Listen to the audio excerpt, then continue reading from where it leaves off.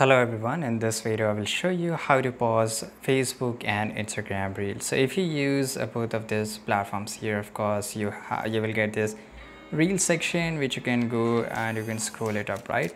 No matter what you do, Reels section will not go away, right?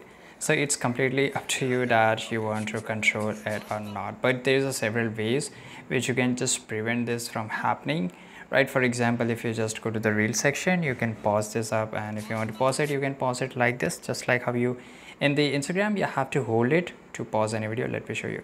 So you have to tap and hold it to pause any video, and in the Facebook it's act a little bit different, but it's the same thing. Now let's go to here in the reel section. So this is a reel, and if I want to pause, I can just click on it, right? And same thing, you can just, if you just click and hold, it will not pause.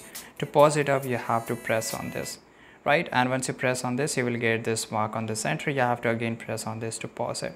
So in this way you can pause any Instagram and Facebook reels. I hope you found this video very useful. Subscribe.